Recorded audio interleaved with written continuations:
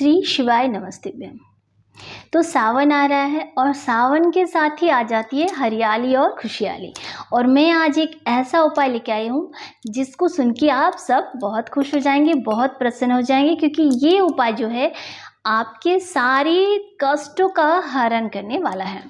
तो आपको क्या करना है, आपको एक लोटे में जल लेना है और उस जल को सबसे पहले आप एक लोटा जल लें। उस जल में आप थोड़ा सा गंगा जल मिला दें, थोड़ा सा ही गंगा जल मिला दें। और अगर आपके पास गंगा जल नहीं है तो परेशान मत होइए, क्योंकि अगर गंगा जल नहीं है तो जब आप अपने घर से जल लें किसी पात्र में, लोटे में, तो आप गंगा मैया का नाम लेके जब आप उससे जल डालेंगे या उस लोटे में उठाएंगे गंगा मैया का नाम लेके, तो वह जल ही आपका गंगा जल बन जाएगा।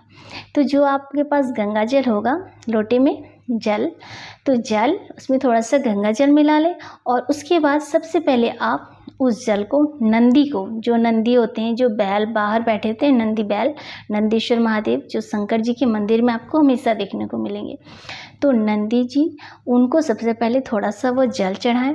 फिर अशोक सुंदरी को, अशोक सुंदरी वाली जगह कौन सी आप सबको पता होगी, ये शिवलिंग है। शिवलिंग के चारों तरफ जो पीठिका है वो माता पार्वती का हस्तकमल, जहाँ से जल बाहर की ओर बह के जाता है, जो दाहिना तरफ है वो श्री गणेश जी का, बायां तरफ श्री कार्तिकेय जी का, और बीच में जो मोटी रेखा होती है वो अशोक सुंदरी जी का। तो सबसे पहले आप नंदी को जल चढ़ाएं, फिर ये बीच वाली जो जगह है अशोक सुंदरी, वहाँ जल चढ़ाएं। फिर ये दाहिना तरफ जहाँ से जल बाहर की ओर जाता है गणेश जी को चढ़ाएं, फिर कार्तिकेय जी को चढ़ाएं। फिर शंकर जी की 5 पुत्रियाँ जया, विषहरा, सामलेवारी, दौतली और देव, जो कि जो जलाधारें टंगी होती है जहाँ से बूंद बूंद पानी गिरता है, आप उस पर चढ़ाएं। और अगर वो जलाधारी नहीं हो तो आप केवल उनका स्मरण कर लें, शंकर जी की 5 पुत्रियों का। और स्मरण करने के बाद फिर आप बचा हुआ जो जल है वो शंकर जी पे चढ़ा दें। सबसे पहले नंदी को चढ़ाएं, फिर अशोक सुंदरी को चढ़ाएं, फिर गणेश जी को चढ़ाएं, फिर कार्तिकेय जी को चढ़ाएं, फिर शंकर जी की 5 पुत्रियों को चढ़ाएं, फिर शिवलिंग पे चढ़ाएं। ऐसा आप सावन के किसी भी एक सोमवार में कर दें, श्रावण के महीने में किसी भी एक सोमवार को।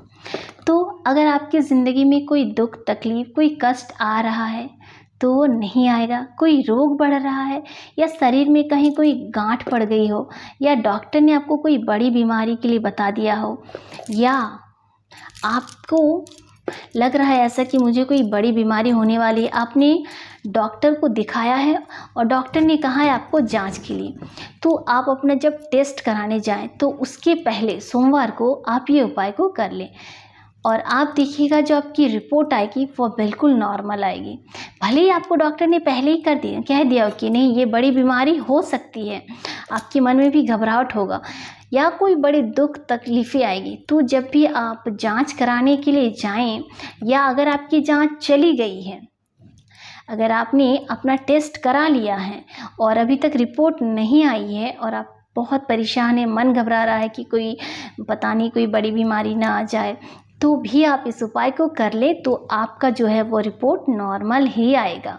तो अगर टेस्ट देने के लिए जा रहे हैं या रिपोर्ट भेज रहे हैं चेक करने के लिए, जांच के लिए, तो इस उपाय को अवश्य करें। या कोई बड़ी बीमारी हो, या ज़िंदगी में कोई दुख परेशानी हो, कोई कष्ट हो, नौकरी नहीं हो रही हो इसके लिए, या बच्चों की शादी नहीं हो रही हो इसके लिए, तो सावन महीने की किसी भी एक सोमवार को आप ये उपाय अवश्य करें।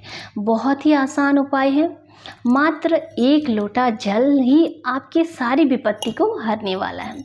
केवल 1 लोटा जल, बट सही विधि और सही तरीके से आपको इसको करना है। तो ऐसे ही सही विधि और सही तरीके से सही उपाय को करने के लिए और सही समय पे करने के लिए चैनल को सब्सक्राइब करना बिल्कुल मत भूलिएगा। वीडियो को अधिक से अधिक शेयर करिएगा ताकि और लोग भी सही विधि से इस उपाय को करें और उनके जीवन में अगर कोई कष्ट है, कोई दुख परेशानी है, तो धीरे धीरे वो दूर हो जाए और आपको भी इसका पुण्यफल प्राप्त हो। श्री शिवाय नमस्तेभ्यम।